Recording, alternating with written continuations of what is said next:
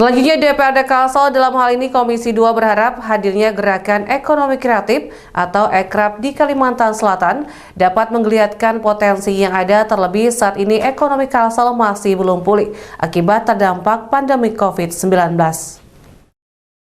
Hadirnya Gerakan Ekonomi Kreatif Ekrab di Kalimantan Selatan diharapkan dapat menggeliatkan berbagai potensi ekonomi di Banua. Setidaknya hal itu disampaikan Ketua Komisi 2 DPRD Kalimantan Selatan Imam Suprastowo saat gelaran audiensi bersama DPW Gerakan Ekonomi Kreatif Nasional Gekrab Kalsel Rabu 5 Oktober 2022. Tak hanya itu, politisi PDIP ini juga mendukung keinginan DPW Gekrab Kalsel yang menginginkan adanya produk hukum yang dapat memayungi aktivitas pengusaha UMKM di Kalimantan Selatan. Saat ini rancangan peraturan daerah yang mengatur tentang ekonomi kreatif sudah diproses oleh panitia khusus dan tengah dievaluasi oleh Kementerian Dalam Negeri. Karena itu harapannya produk hukum tersebut mampu untuk mendukung ekonomi kreatif.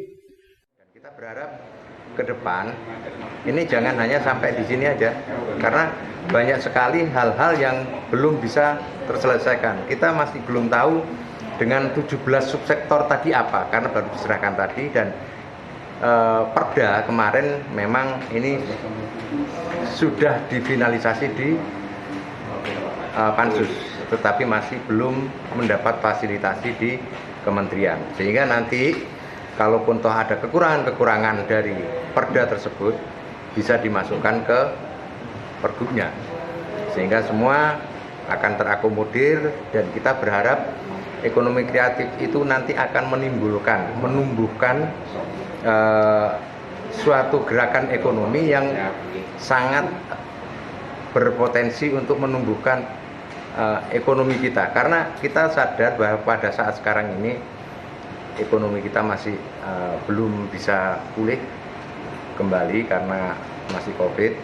Di samping itu kita juga menyadari beberapa waktu ini kita masih beberapa daerah juga ada banjir, ada wabah bunga bagi pertanian, sehingga memukul ekonomi di Kalimantan Selatan. Nah, ini kita berharap dengan adanya ekonomi kreatif, sektor-sektor ekonomi yang lain bisa ditumbuh kembangkan.